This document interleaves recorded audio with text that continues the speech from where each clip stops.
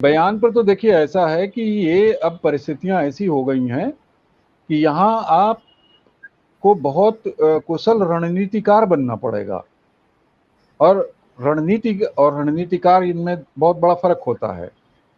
रणनीति होती है कि आपने एक बार, वो एक स्टैग्नेंट स्टेज होती है जिसमें आपने एक बना ली कि हम ऐसा ऐसा ऐसा ऐसा करेंगे, हमारा ये स्टेप होगा 1 2 3 4 5, हम उसी पे चलेंगे। और रणनीतिकार जो होता है वो अपने आप को हमेशा मॉडिफाई करता रहता है एज पर द सिचुएशन।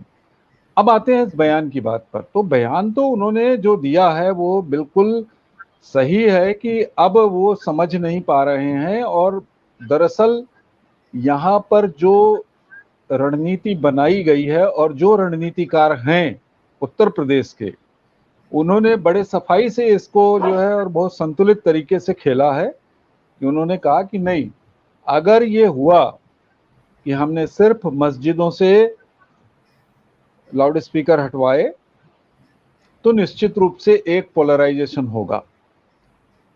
तो उन्होंने कहा नहीं, इस रणनीतिकार में ने जो भी उसके पीछे बैठा हुआ हो, मैं उसको नहीं जानता कि कौन होगा, लेकिन उन्होंने कहा कि नहीं, अब हटाओ, बराबरी से हटाओ और सब तरफ से हटाओ ताकि किसी को बोलने का मौका न मिले। अब यहां जो बोलेगा वो फंस जाएगा, क्योंकि या तो आप एक पक्ष की बात करेंगे या दूसरे पक्ष की बात करेंगे, या आप सेक्युलरिज्म की बात करेंगे या आप प्लूरलिज्म की बात करेंगे, या आप कहेंगे कि भाई ये बहुमतवादी वोट या बहुमतवादी सरकार है तो बहुमतवाद कर रही है, अल्पसंख्यकवाद नहीं कर रही है। तो यहां आपको बहुत सोचना पड़ेगा कि आप बोलें क्या, बोलें कब और बोलें कैसे। ये तीन चीजें आपको पहले सोचनी पड़ेगी इससे पहले कि आप जुबान खोलें। और धागा और जुबान जितना छोटा हो उतनी ही आसानी होती है। राजनीति में तो ये तय समझिए कि अगर आप बड़े मुद्दों पर नहीं आएंगे, 2022 बीत गया, 2021-22 का जो था वो समय बीत गया। अभिलाष जी कह रहे थे वो 17%, 21%, अब तो खत्म हो गई कहानी। न 17 है, न 21 है, न 52 है, न 51 है, वो सब कहानी खत्म हो गई। अब तो लड़ाई है सिर्फ 4% की। भाजपा को पता है कि हमें सिर्फ 4% चाहिए, तो उन्होंने अपनी रणनीति उस 4% के लिए तय कर ली है और वो उस पर काम कर रहे हैं। रणनीति आपकी अब ये होनी चाहिए कि आपको अपना तो बचाना ही है, अपने विधायक बचाने हैं, अपने सांसद बचाने हैं, अपना वोट बैंक सुरक्षित रखना है और उसमें वृद्धि करनी है। अगर आप चाहते हो कि आप एक बड़ी लड़ाई कर सकें, बड़ी अच्छी फाइट दे सकें, एक अच्छा सुनियोजित प्रतिस्पर्धा दे सकें भाजपा को, तो आपको और आपके सामने और कोई विकल्प नहीं है।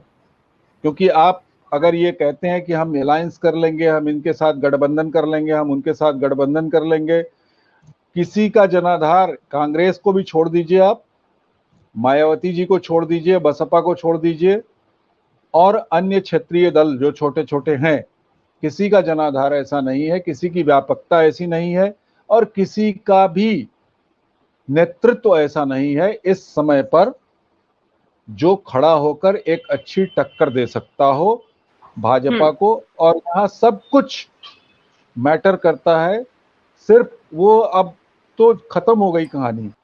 मैं यही तो कह रहा हूं कि उनका रणनीतिकार बहुत अच्छा है जिसने इस पूरी लड़ाई को अपने लिए छोटा कर लिया 4% पर, कि उनको चाहिए अब इतना ही, बाकी चीजों को वो कंसोलिडेट कर लेंगे।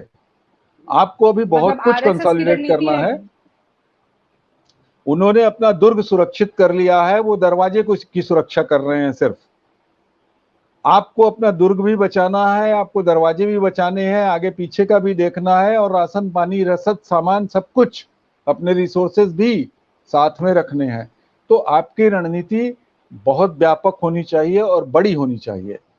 दूसरी चीज, अभी का समय यह है कि ये जो उनका एक बौद्धिक प्रकोष्ठ है, जिसको आप कहते हैं बौद्धिक प्रकोष्ठ, जो इंटेलेक्चुअली शब्दों को ढूंढता है, मुद्दों को ढूंढता है, इश्यूज को ढूंढता है, विमर्श खड़ा करता है और विमर्श को सामने लाके एक नैरेटिव बना देता है। अभी एक छोटी सी घटना का उदाहरण दूं, ज्ञानवापी के मस्जिद के जो विवाद चल रहा है, वो अचानक से एकदम से ट्रेंड करने लग पड़ा आज दिन में, तो उन्होंने एक विमर्श खड़ा कर दिया।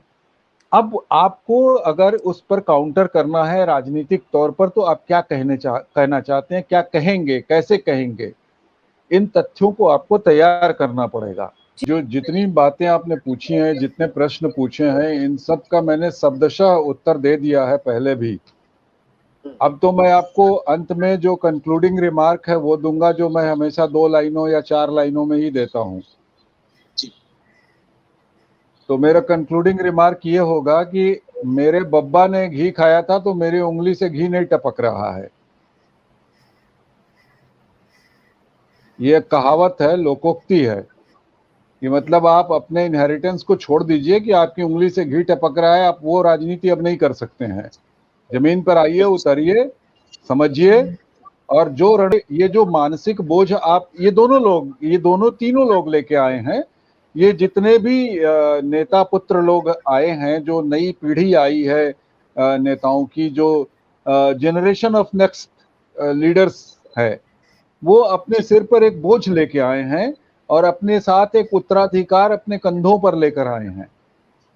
उसकी समस्या ये है कि वो अभी भी सोचते हैं कि yes I am a born leader. नहीं, लीडर वो होता है जो परिस्थितियों के हिसाब से बदले, परिस्थितियों को समझे और परिस्थितियों के हिसाब से अपने आप को समयानुकूल परिवर्तित करे।